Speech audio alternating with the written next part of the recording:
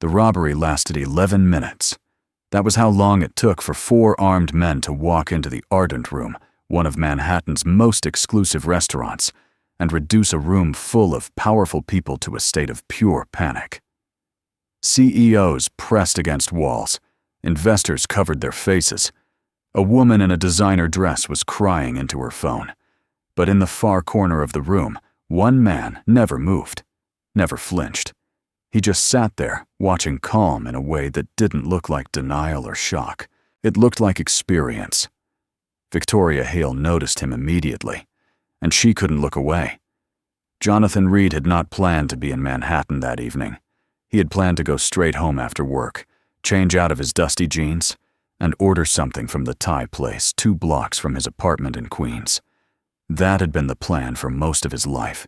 Keep things simple, keep things manageable, and don't ask for more than what the day was already giving you. But a coworker had handed him a gift card to the Ardent Room 6 months ago, told him to use it before it expired, and Jonathan had kept putting it off until the expiration date was 3 days away. So there he was, sitting alone at a corner table near the far wall, wearing the cleanest shirt he owned, holding a menu that didn't have prices listed on it. He had noticed that immediately, no prices. The kind of place where, if you needed to ask, you probably shouldn't be there. He almost left.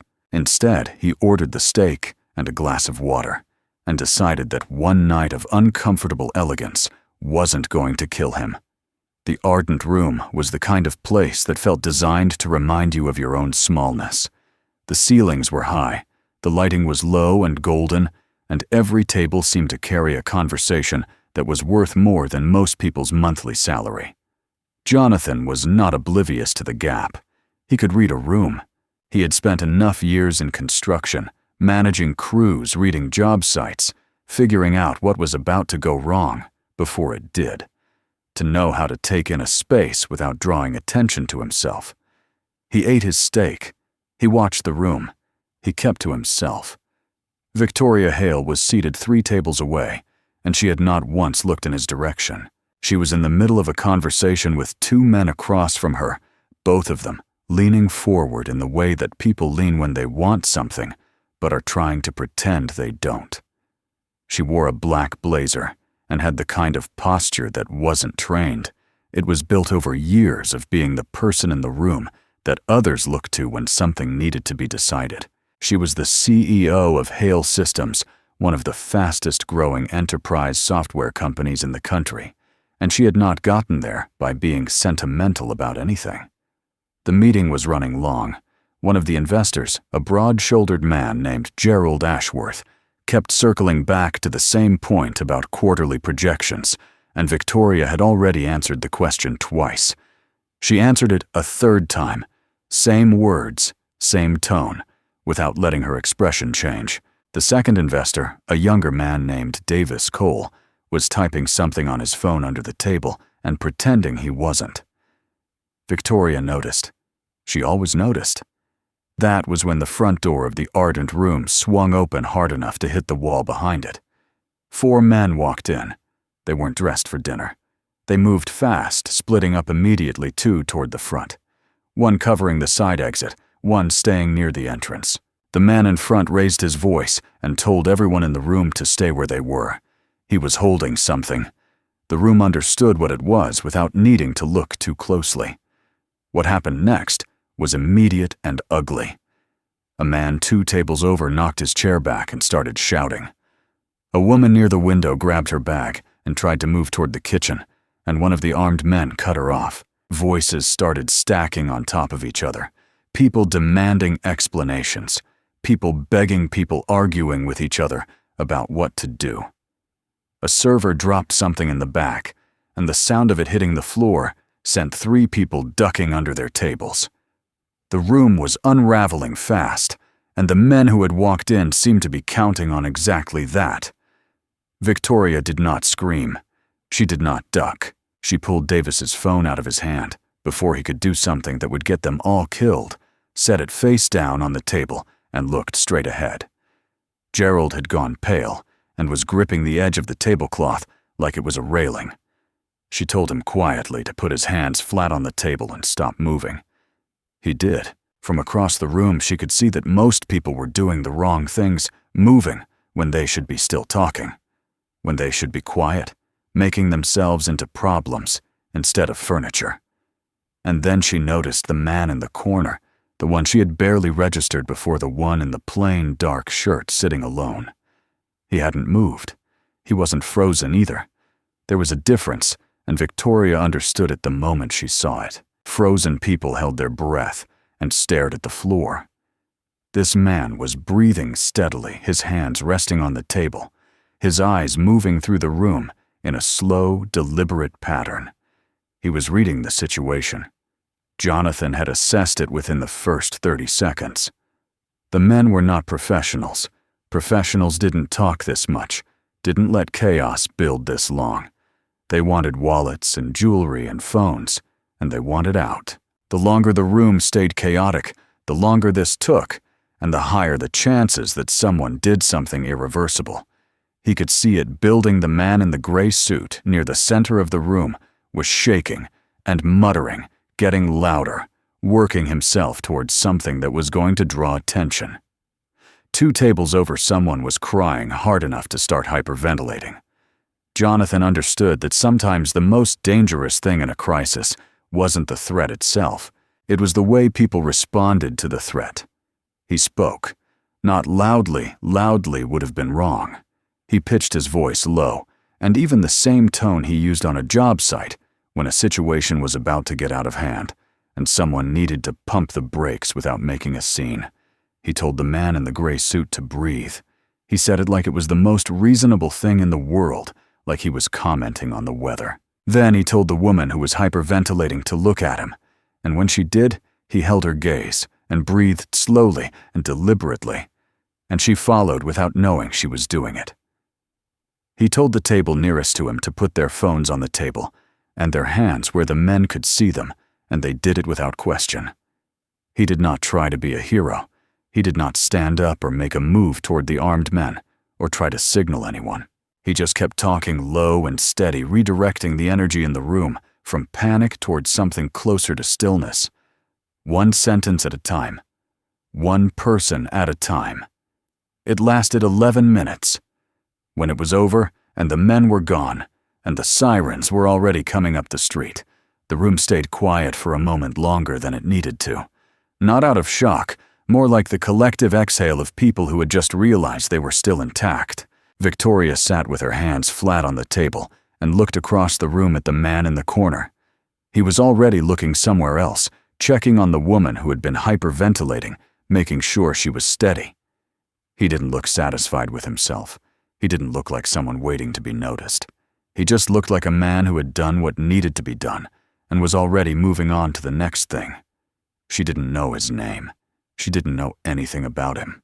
But she knew with the particular precision of someone who had spent 15 years reading people that she was looking at a kind of strength she had never thought to value before. The police arrived in under 4 minutes, which was fast for Manhattan on a Friday night. They came in through the front and the side exit simultaneously, and for the next 40 minutes, the Ardent Room became a different kind of controlled chaos. Statements being taken, staff trying to keep people calm, a detective moving table to table with a small notepad. The men who had walked in were already gone, but the room still hadn't fully exhaled. Victoria was finishing her statement when she looked up and realized the corner table near the far wall was empty. The man in the plain dark shirt was standing near the coat check, speaking briefly with one of the officers, nodding once, and then reaching for his jacket. He was leaving. No drama, no lingering, just a man who had given his information and was ready to go home. She watched him button his jacket and turn toward the door, and something in her moved before she had made any conscious decision about it. She excused herself from the detective and crossed the room. Jonathan had one hand on the door when he heard his name. He turned to find a woman in a black blazer walking toward him with the kind of purposeful stride that didn't leave much room for interpretation. He recognized her, not personally, but the way you recognize someone whose face has appeared on magazine covers and conference banners. He had seen her name on a billboard somewhere near Midtown. Victoria Hale. He knew the name well enough. He let go of the door. Victoria thanked him directly without preamble. She told him that what he had done in there had mattered, that it had kept the situation from getting worse, and that she wanted him to know she had noticed. It was a clean, composed expression of gratitude, the kind that came from someone who chose words carefully and meant what she said. Jonathan accepted it with equal directness. He told her he hadn't done anything that anyone else in the room couldn't have done, that he'd just been in enough tense situations to know that panic was usually the second problem, not the first. Victoria looked at him steadily. That's not something most people know. Jonathan said he'd had a long time to learn it. She asked if he'd be willing to sit for a few minutes, not as anything formal, just to talk. The detective had told everyone they were free to leave the restaurant, had offered the remaining guests coffee and an apology, and there was no particular reason to stay. But there was also no particular reason to rush. Jonathan considered it for a moment, then pulled his jacket back off and followed her to a table near the window. What happened in the next 40 minutes surprised them both in different ways. Victoria had expected to conduct the conversation the way she conducted most conversations, with a clear objective, a few well-placed questions, and a reasonable read on the person across from her within the first 10 minutes. What she got instead was someone who didn't perform. Jonathan didn't try to impress her, didn't seem interested in the gap between their circumstances, and didn't fill silence with noise. He answered her questions directly, and when he didn't have an answer, he said so. She asked him where that kind of calm came from, the specific, functional calm she had watched him deploy in the middle of a robbery. He told her it wasn't a technique. He said he'd worked construction for most of his adult life, managed crews on job sites where one bad decision could hurt someone, and that, over the years, he had learned to treat fear the same way he treated bad weather. It was real, it was a factor, but it wasn't the foreman. You worked around it, not through it. Victoria sat with that for a moment. Most people let fear run the meeting. Most people haven't had a reason not to, Jonathan said. There was no judgment in it. It was just an observation, the same flat, even tone he had used in the middle of the crisis. She pushed a little further, trying to locate the thing she was actually curious about, which was harder to name. She had been in high-pressure situations her entire career. She had sat across from hostile boards, navigated acquisitions that nearly collapsed, managed crises that could have ended her company. She was not a person who fell apart. But what she had seen in that room tonight was different from the composure she had built for herself over 15 years. Hers was constructed, deliberate, defended. His was something else. Jonathan thought about how to answer that. Then he said that he believed most people confused strength with control, that they thought being powerful meant being the one who decided how things went. But real stability, the kind that held under pressure, didn't come from controlling outcomes. It came from knowing who you were when you couldn't. Victoria didn't respond immediately. She looked out the window at the street for a moment, then back at him, and something in her expression shifted slightly, the kind of shift that happens when something lands in a place that wasn't expecting to receive it. She didn't say much after that, but she didn't change the subject either. 3 weeks later, Victoria called the number she'd gotten from the officer's report. Jonathan had been listed as a witness, and his contact information was in the file her assistant had quietly pulled. She told herself it was professional courtesy. She was reaching out about a project, and he was a relevant person. That was the frame she put around it, and she held it.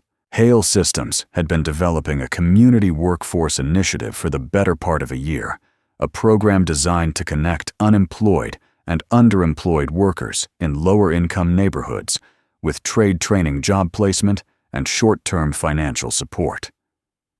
It was real, it was funded, and it was sitting unfinished, because every time her team tried to design the implementation, it came out looking like something built in a boardroom by people who had never needed it, which was, in fact, Exactly what it was.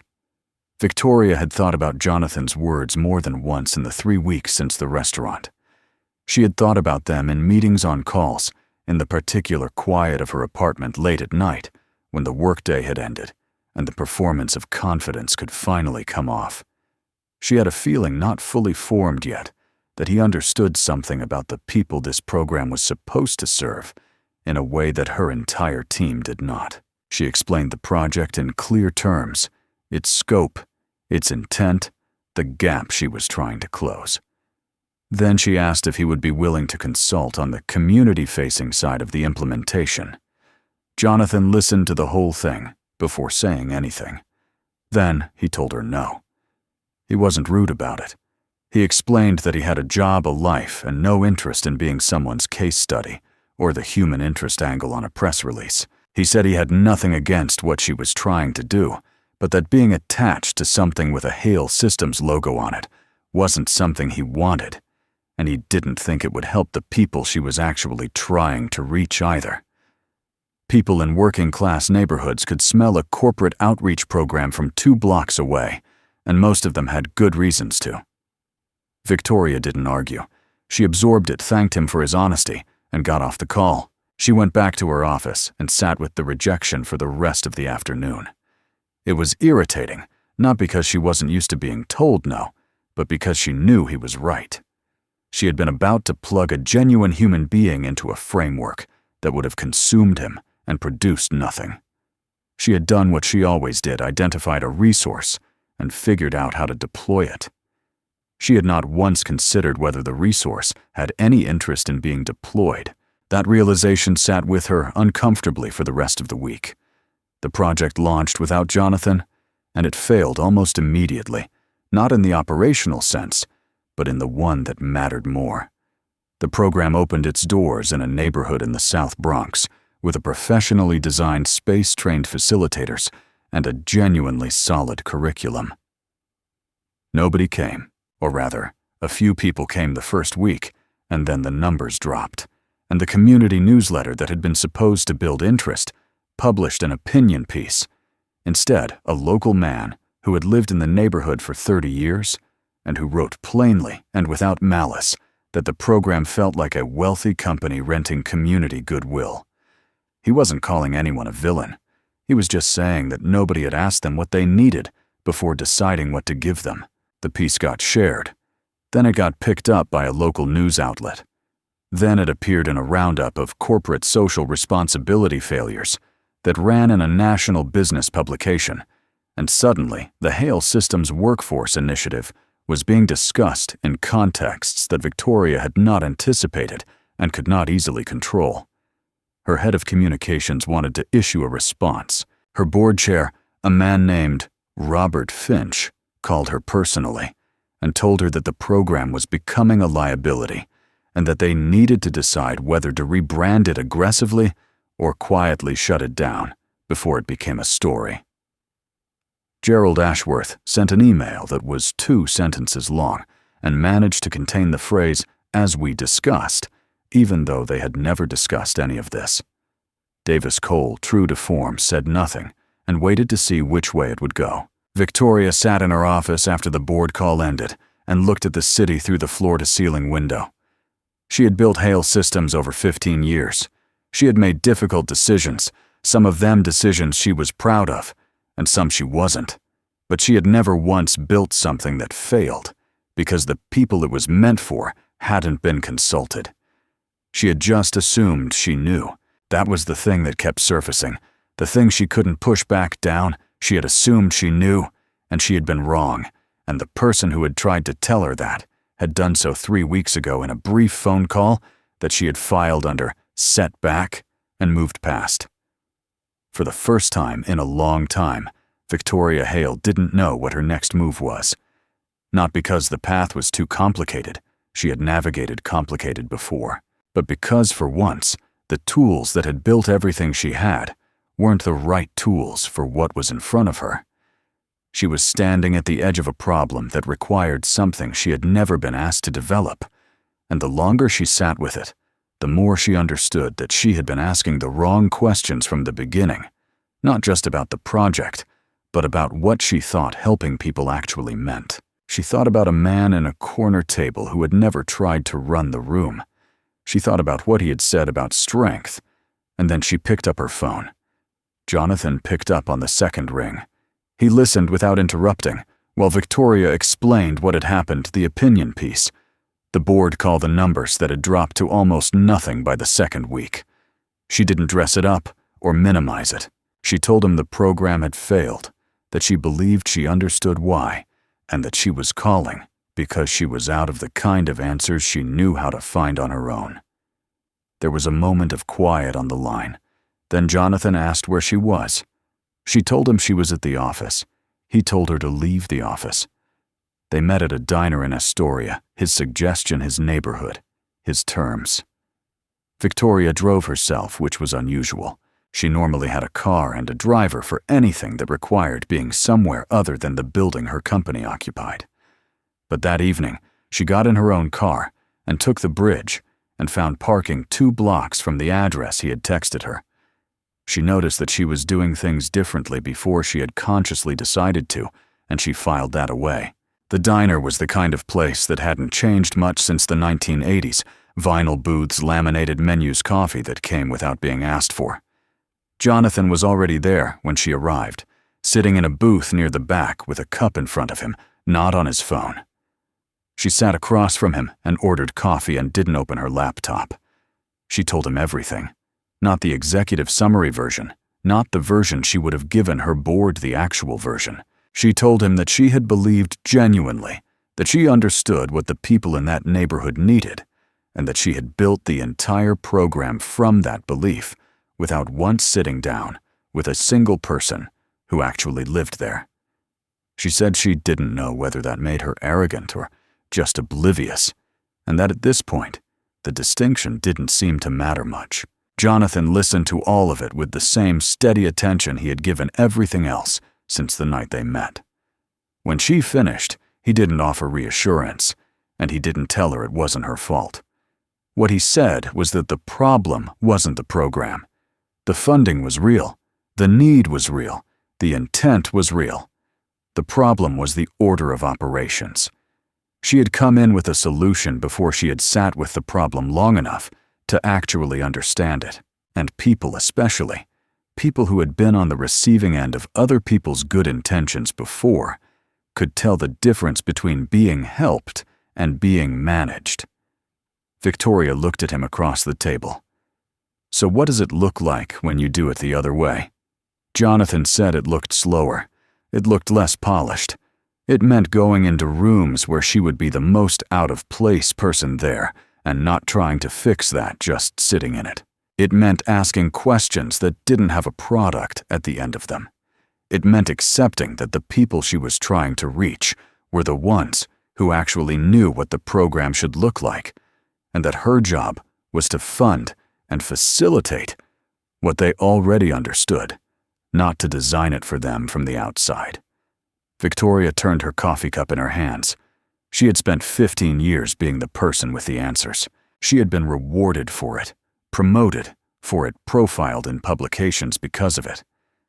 The idea of walking into a room as the person who didn't know anything and wasn't pretending otherwise felt genuinely foreign to her. Not frightening exactly, but deeply unfamiliar in a way that she recognized was the point. She told Jonathan she wanted to try again. She said she wasn't asking him to put his name on anything, or appear in any materials, or be made into a symbol of something. She was asking whether he would be willing to help her understand what she was actually looking at when she went into those rooms, so that she didn't keep making the same translation error. She said she would pay him for his time at whatever rate he thought was fair, and that if at any point it started feeling like what he had described on the phone, corporate optics, a press narrative, he could walk away, and she would understand. Jonathan looked at her for a long moment. Then he said he would think about it, and that he would call her by the end of the week. He called on Thursday. The second version of the program looked almost nothing like the first. Victoria started by doing something her entire communications team had told her not to do. She showed up in the South Bronx without a press release, without a photographer, and without a prepared statement. She reached out through a local community center that Jonathan had connected her with, introduced herself to the director, a woman named Patricia Owens, who had run youth and workforce programs in the neighborhood for over 20 years, and asked if she could come and listen. Patricia said yes with an expression that made clear she had heard similar offers before and was prepared to be disappointed. Victoria came anyway. She came back the following week and the week after that. She sat in rooms with people who had been unemployed for months, people who had been laid off from industries that no longer existed in any recognizable form, people who had tried other programs and found them useless. She did not bring solutions to those conversations. She brought a notepad and stayed quiet most of the time. What she heard was not what her team's research had told her she would hear. The barriers weren't primarily about skills or access to training, or rather, those things were real, but they sat underneath something more fundamental. What she kept hearing in different words and different voices was that people had stopped believing the system was designed with them in mind.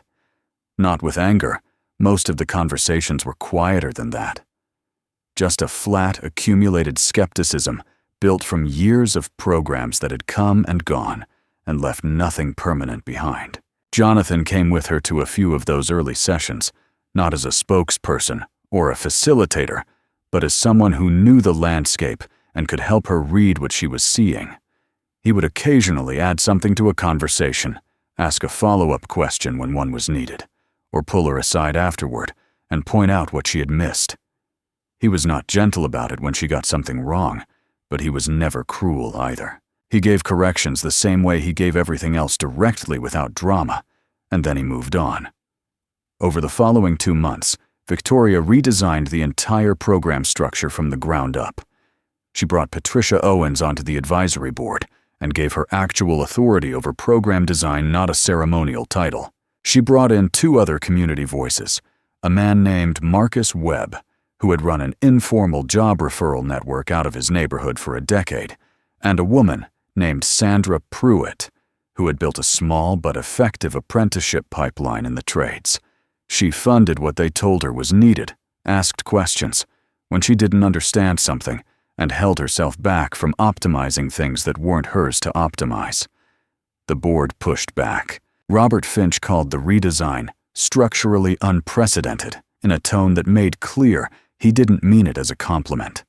He wanted metrics, timelines, and a clear narrative of what the program was trying to accomplish in language that would satisfy investors.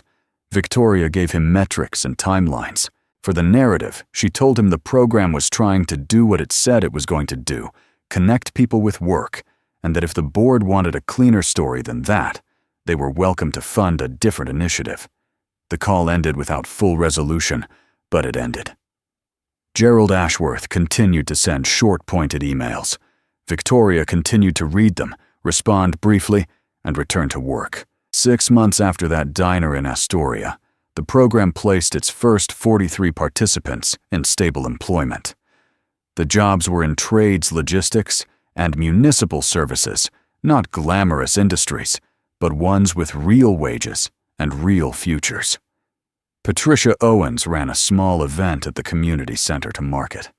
There was no press, no ribbon cutting, no Hale Systems branding on the wall, just a room full of people who had needed something and gotten it, and the people who had helped make that happen. Victoria stood in the back of the room and watched. Jonathan was there, too near the side wall, talking to Marcus Webb about something she couldn't hear. He looked the same way he had looked in the corner of the Ardent Room on the night they met, present, attentive, not performing anything. She thought about that night more carefully than she had in a long time. A robbery that lasted 11 minutes. 4 men, a panicked room, and one person who had understood something that everyone else in the room, including her, had missed, that the crisis wasn't the event. The crisis was how people chose to respond to it. That distinction was so simple that it should have been obvious, and yet she had spent 15 years building a career on the assumption that power was about controlling outcomes. She had controlled a lot of outcomes, She had also missed a lot of people in the process. She had walked into the Ardent Room that night as someone who thought she understood how the world worked. She had walked out not immediately, not all at once, but eventually as someone who was beginning to understand what she didn't know. That was not a comfortable place to live. But it was, she had come to believe, a more honest one. Jonathan crossed the room toward her when the event began winding down. He asked how she was doing. She told him she was good, and she meant it in the specific and unadorned way she had learned from watching him, not as a performance of optimism, but as a plain statement of fact. She told him she wanted to expand the model to 2 more neighborhoods by the end of the following year. He asked if she'd already talked to Patricia about it. She said she had, and that Patricia had thoughts. Jonathan said that sounded about right, and that he'd be available if they needed him. He didn't say it like a commitment. He said it like what it was, a man who had helped because it was worth helping, and who would continue to show up as long as the work remained real. That was the only condition he had ever placed on any of it. Not recognition, not a title, not a seat at any table. Just that the thing being built was actually worth building. Victoria looked out at the room, at Patricia, talking to a woman near the door, at Marcus, laughing at something with a man she didn't recognize, at the ordinary, unglamorous evidence of something working, and understood, for the first time in her career, that she had not built this. She had funded it, and she had gotten out of the way. And that was a form of contribution she was still learning to value. It was smaller than what she was used to. It was also more solid. Sometimes the lesson you need most doesn't come from a boardroom or a mentor or a conference stage. Sometimes it finds you in a restaurant you almost didn't go to, in a man you almost didn't notice in 11 minutes of chaos that turned out to be the clearest mirror you'd ever looked into. She had almost missed it completely.